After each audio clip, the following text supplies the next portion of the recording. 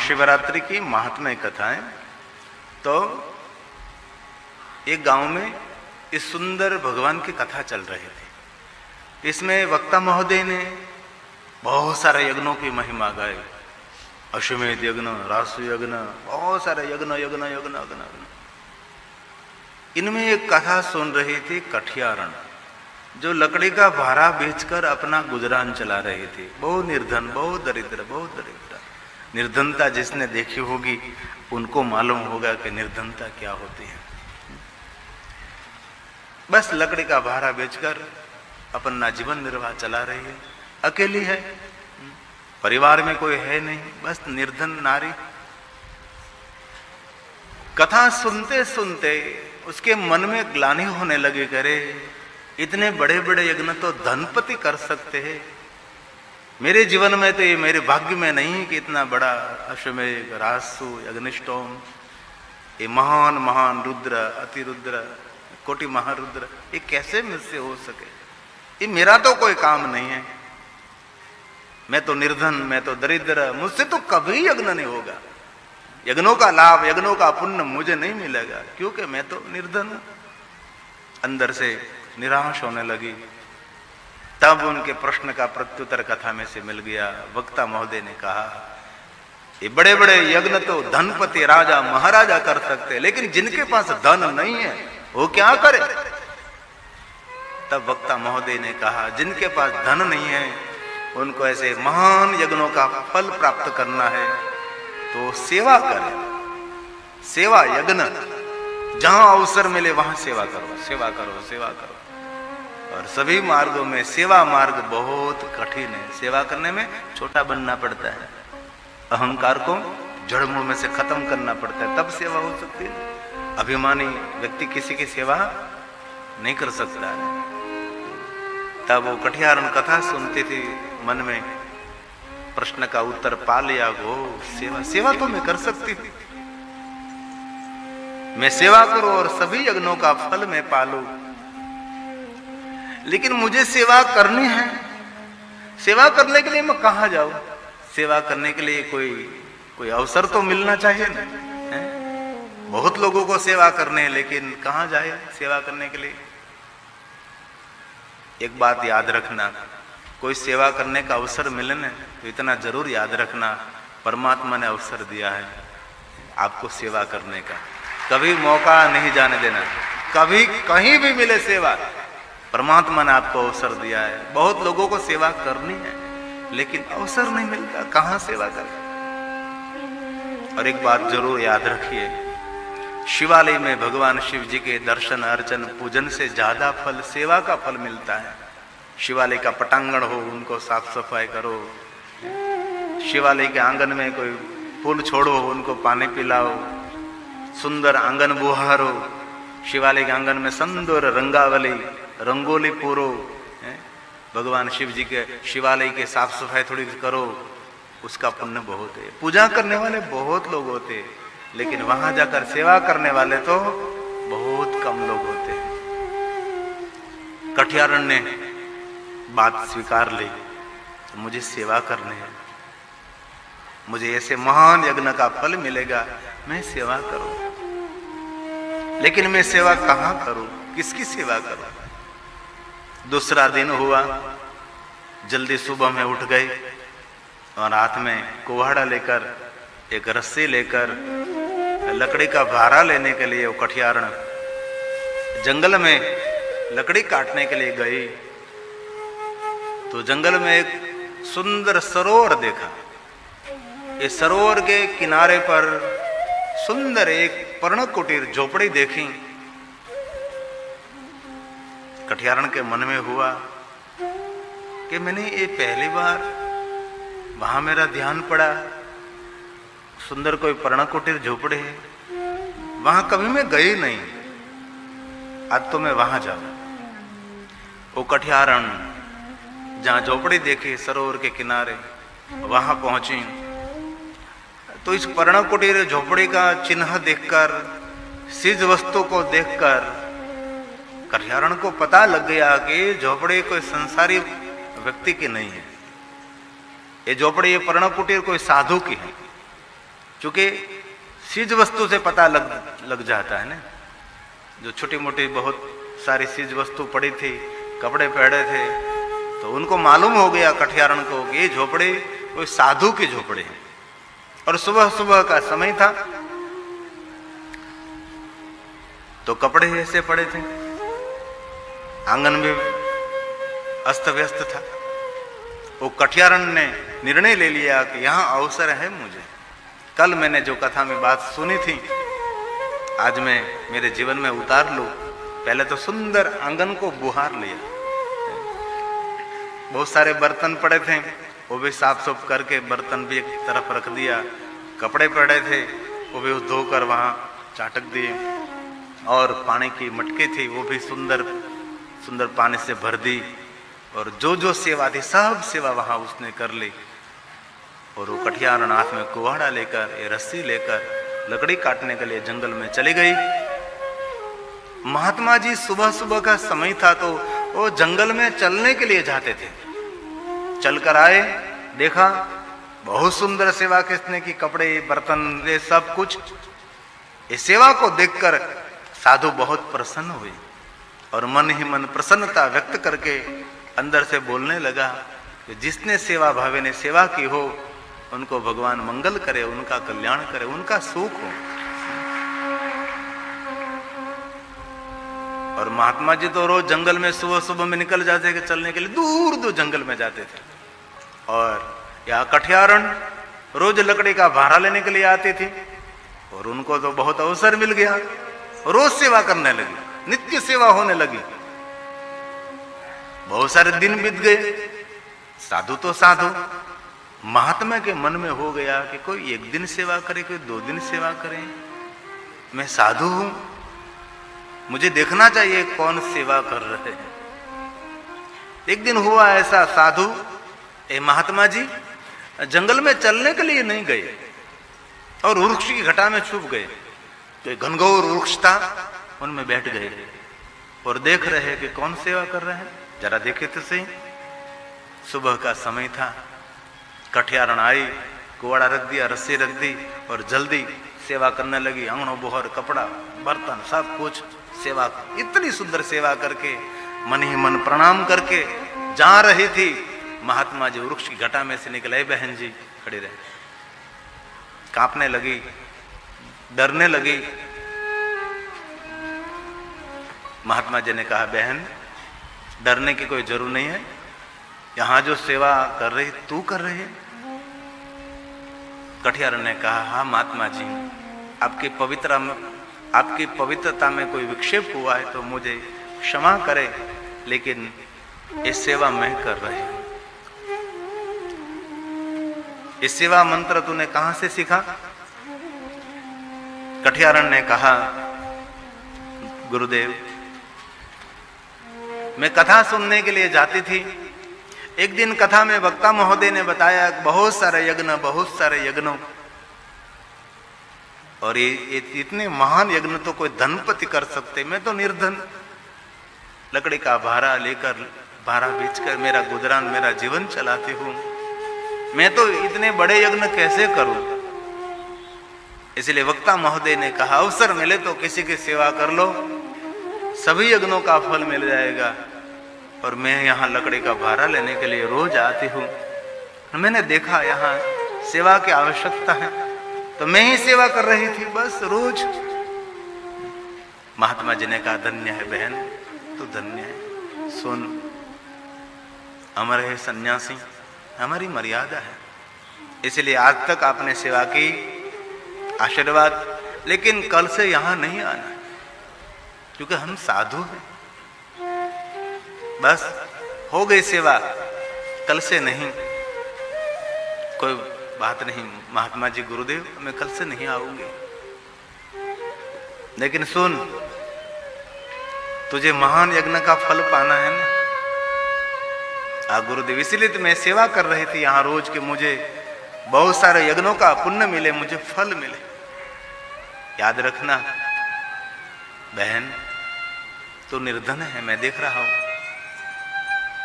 लकड़ी का भारा बेचकर तो गुजरान चला रही है, मैं तुझे देखकर ही समझ रहा हूं। ऐसे महान यज्ञों का फल तुझे पाना है तो एक काम कर, याद रखना। बोली गुरुदेव, थोड़े दिनों के बाद अब महाशिवरात्रि आने वाली है। आ गुरुदेव, तो बेटा बहन एक काम करना, महाशिवरात्रि के दिन भगवान महादेव के शिवालय जाकर भगवान शिव जी को एक बिल्वपत्र चढ़ाना। तो एक बिल्वपत्र महादेव को चढ़ाएगी ने, तुझे 100 अश्वमेध यज्ञ का फल मिलेगा।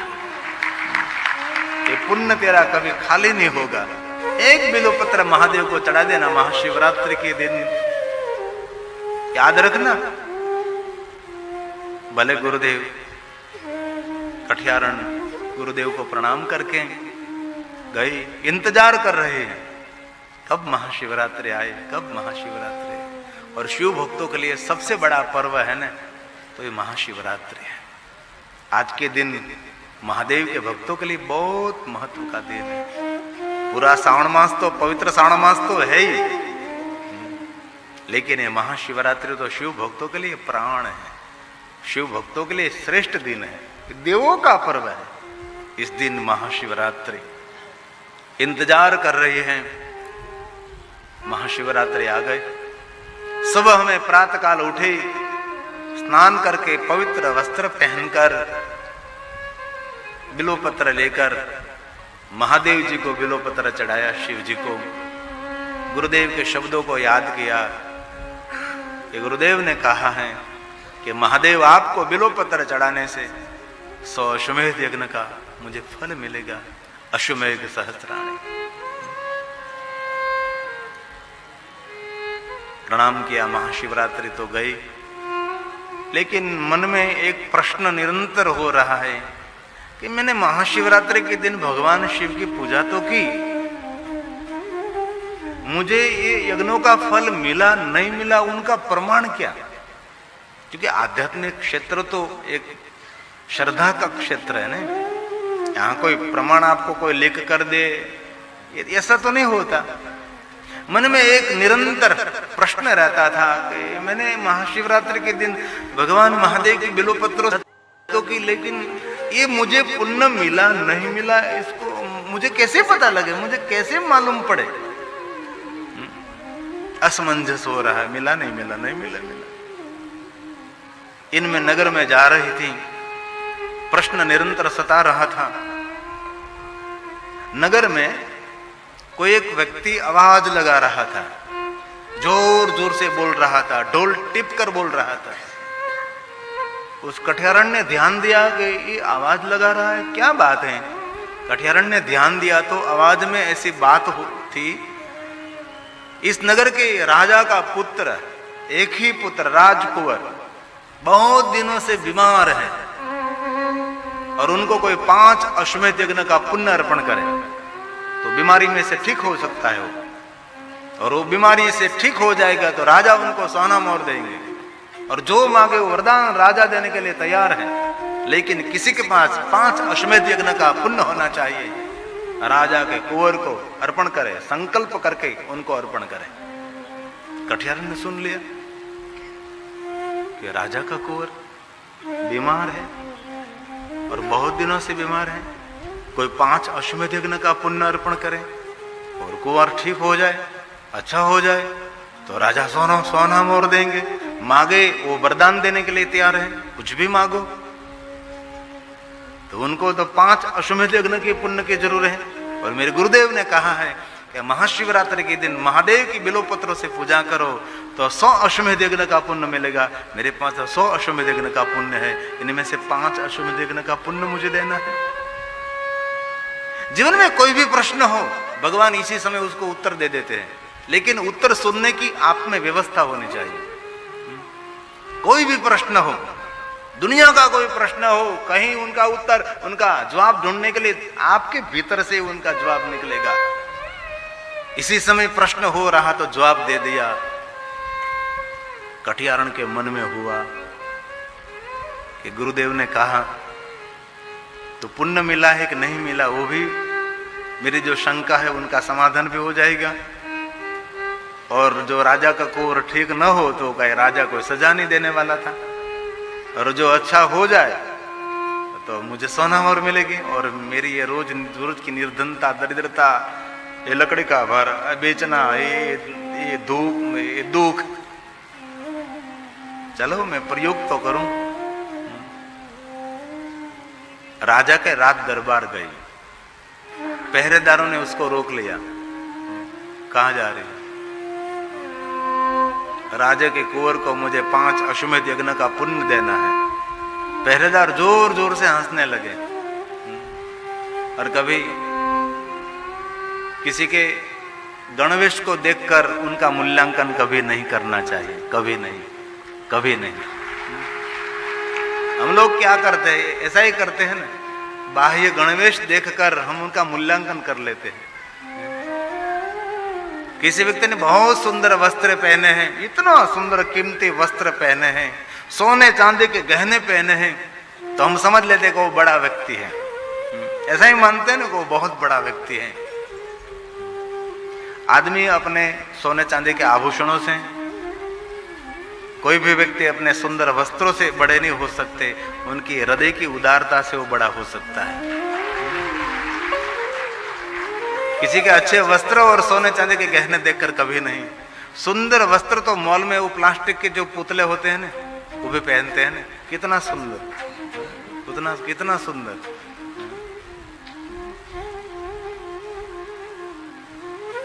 तो सभी पहरेदारों ने उसको रोक लिया। अरे तू, मेरा राजा इतना धनवान है तो भी उसने 5 अश्वमेध यज्ञ नहीं किया, और तू एक लकड़ी का भारा बेचने वाले तू, चलो चलो नहीं जाना है।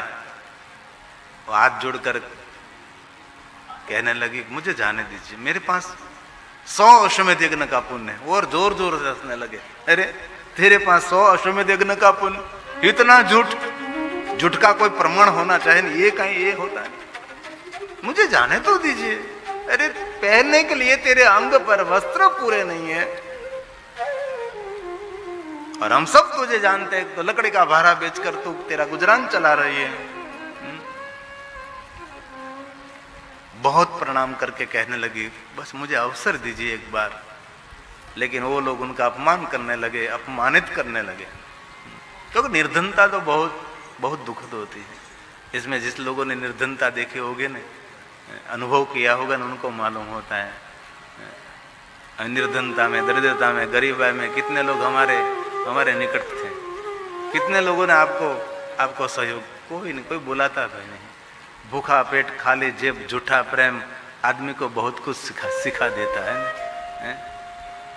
निर्धनता बड़ी दुखदायक होती है। एक पहरेदार इसमें बहुत दयावान था। इस पहरेदार ने कहा, क्यों इस बहन को तंग कर रहे हैं आप? हमारा सबका कर्तव्य है, कम से कम राजा और रानी को आप कहे तो सही। ये कोई निर्धन नारी है, वो कह रही है कि 5 अश्वमेध यज्ञ का पुण्य अर्पण कर रहे हैं, तो कम से कम उनको संदेश तो दीजिए। आप यहां से स्वयं निर्णय ले रहे हैं, ऐसा क्यों कर रहे हैं आप? पहरेदार ने कहा, एक बहुत दयावान पहरेदार था। बहुत कम लोग होते हैं दयावान। बहन यहां खड़ी रहे, मैं जाता हूं राजा साहब पास, रानी साहिबा के पास, मैं संदेश देता हूं उसको। दयावान पहरेदार था। राजा साहब के पास गया, रानी साहिबा बैठी थी, कुंवर सोया था, कुंवर की आंख, राजा का कुंवर आंख बंद थी। राजा साहब घणी खम्मा, रानी साहिबा प्रणाम।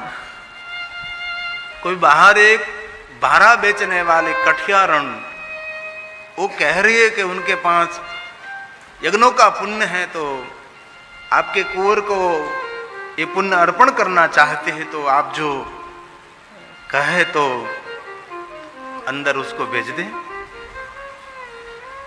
राजा ने रानी साहिबा के सामने देखा, रानी साहिबा ने इशारे से कह दिया, कोई बात नहीं, भेज दो उसको। पहरेदार गया और कहा, बहन जी आप आ सकती हैं।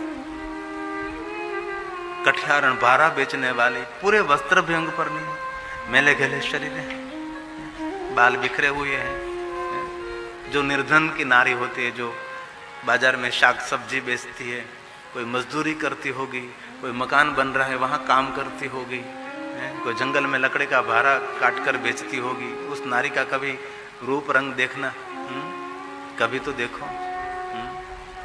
झुर्री पड़ गई, झुर्री झुर्री। कोई धनवान है, कोई निर्धन है, उनकी मुखाकृति से मालूम पड़ जाता है ना। अंदर गई, प्रणाम किया, राजा और रानी एक दूसरे को देखने लगे और मन ही मन बात करने लगे, अरे कितनी निर्धन है, सोना मोहर उसकी लालच में आई है, जरूर उनको लालच है कि सोना मोहर मिल जाएगी, उनकी निर्धनता चली जाएगी, लेकिन दोनों मौन रहे। बड़े लोग ज्यादा मौन रहते हैं और मौन रहने में बहुत आनंद है, बोलने में कोई लाभ नहीं, बहुत कम बोलना चाहिए। और शिव जी के बहुत सारे व्रतों की कथा है ना, इनमें महादेव ने कहा मौन व्रत मुझे बहुत प्रिय है, जो व्यक्ति मौन रहेगा मुझे बहुत प्रिय है, इसलिए ज्यादातर मौन रहना चाहिए, बहुत मौन रहना चाहिए।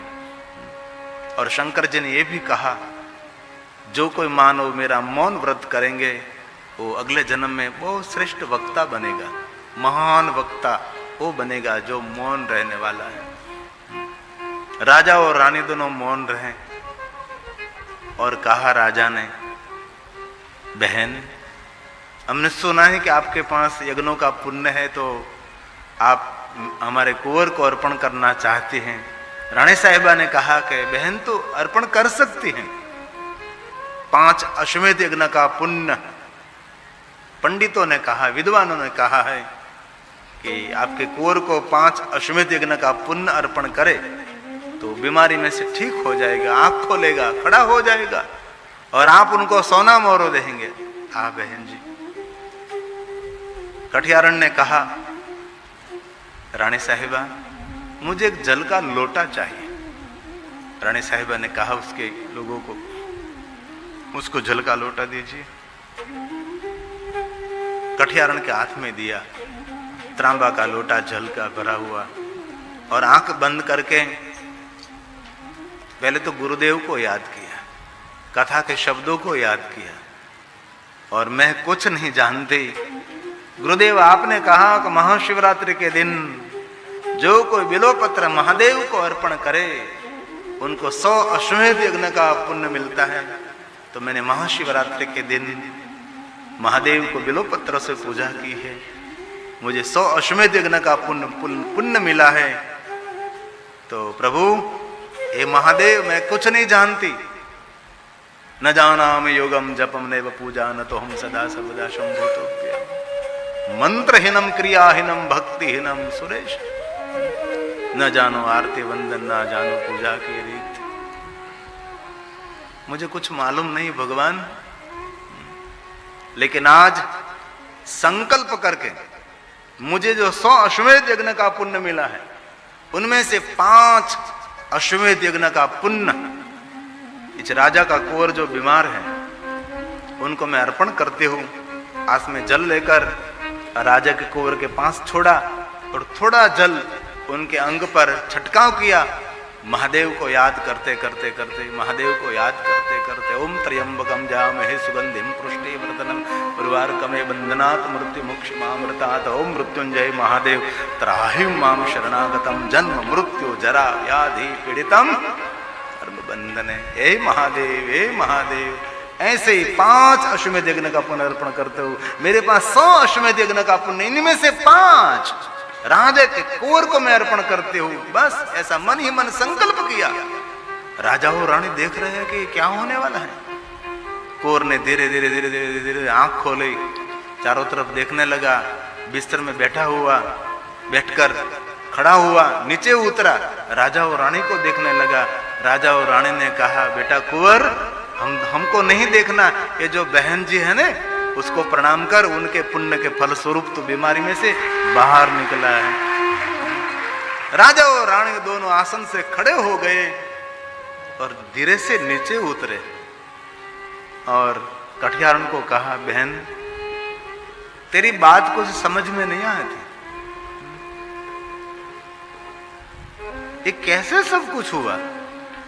मैं राजा हूं, धनपति हूं, मैंने भी 5 अश्वमेध यज्ञ नहीं किए हैं, और आपने ये 5 अश्वमेध यज्ञ का पुण्य मेरे कुंवर को अर्पण किया और बीमारी में से बाहर निकल गया। जो विद्वानों ने मुझे कहा था, धन्य है, तो धन्य है बहन, धन्य है। राजा के भी आंख भर गई, रानी साहिबा की आंख भर गई। और राजा और रानी ने कहा, बेटा कुंवर, इस बहन निर्धन है, उनको प्रणाम कर, लेकिन उनके पास भक्ति का धन है, उनके पास पुण्य का धन है, तो उनको प्रणाम कर। राजा के कुंवर ने इस बहन को प्रणाम किया। राजा ने उसके खजांची प्रधान उनको कहा, जाओ जल्दी सोना मोहरो लाओ, इस बहन को सोना मोहरो दीजिए।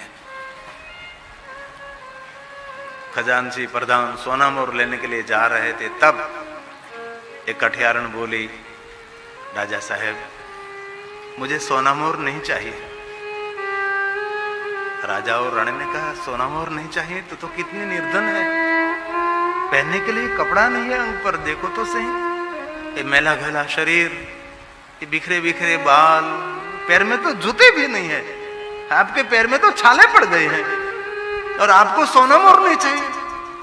नहीं नहीं राजा साहब, रानी साहिबा, मुझे सोना मोहर नहीं चाहिए। तुझे रहने के लिए मकान चाहिए? नहीं नहीं। तो वस्त्र चाहिए? नहीं नहीं। भोजन के लिए कुछ सामग्री? नहीं राजा साहब, रानी साहिबा, मेरा जो पुण्य है ना, मेरी जो भक्ति है ना, राजा साहिबा, मेरा छोटा मुख है लेकिन बड़ी बात करता हूं। इस दुनिया में भक्ति और पुण्य का मूल दुनिया में कोई नहीं कर सकता। ये मेरा पुण्य, मेरी भक्ति है। आपका कुंवर बीमारी में से बाहर निकल गया, उसके बदले में मुझे कुछ भी नहीं चाहिए। कुंवर ने कहा, बहन आपके पुण्य से मैं ठीक हुआ हूं, आप कुछ तो मांगो मेरे पास, जो चाहे आप, मकान, भोजन, जो कुछ। कठियार ने कहा, कुंवर साहब सोना मोहर नहीं चाहिए, मुझे घर भी नहीं चाहिए, मुझे कोई भोजन की सामग्री भी नहीं चाहिए। राजा साहब, रानी साहिबा, मुझे कुछ नहीं चाहिए, लेकिन आप तीनों के पास एक वचन चाहिए। राजा ने कहा, वचन? रानी साहिबा ने कहा, वचन? कुंवर ने कहा, वचन चाहिए? हाँ, मुझे तीनों के तरफ से एक वचन। तीनों एक दूसरे के सामने देखने लगे और मन में भी ये भी होगा कि ये क्या मांगेगी, क्या मालूम। लेकिन जिनके जीवन में सत्संग है ना, वो योग्य वस्तु ही मांगेंगे, अयोग्य वस्तु कभी भी मांगे नहीं है? पर हाथ जोड़कर कहा, राजा साहब, रानी साहिबा, कुंवर साहब, मुझे एक वचन चाहिए। अरे बहन मांगो, जो चाहिए। देने के लिए तैयार हो गए। अब भरोसा हो गया कि जो मांगेगी वो योग्य ही मांगेगी। पर कठियारन ने कहा, राजा साहब, रानी साहिबा, कुंवर साहब, मुझे एक वचन दीजिए। क्या वचन चाहिए आपको? अब अगली महाशिवरात्रि आएगी नहीं, महाशिवरात्रि किस लिए? कठियारन ने कहा, राजा साहब, रानी साहिबा, कुंवर साहब, मुझे भी मालूम नहीं था महाशिवरात्रि का, महाशिवरात्रि की महिमा क्या है। लेकिन मैं तो रोज कथा सुनने के लिए जाती थी, सत्संग में जाती थी, तो सत्संग में राजा साहब, रानी साहिबा, बहुत पुण्यों की महिमा गाई जाती थी, बहुत सारे यज्ञों की, पूजा अर्चन, दर्शन की। और वक्ता महोदय ने कहा, बड़े बड़े यज्ञ तो धनपति कर सकते हैं, और कौन कर सके, लेकिन ये यज्ञ न हो सके तो सेवा यज्ञ करो। तो राजा साहब, रानी साहब, कुंवर साहब, मैंने एक महात्मा की, साधु के जंगल में सेवा की, बहुत दिल से मैंने सेवा की।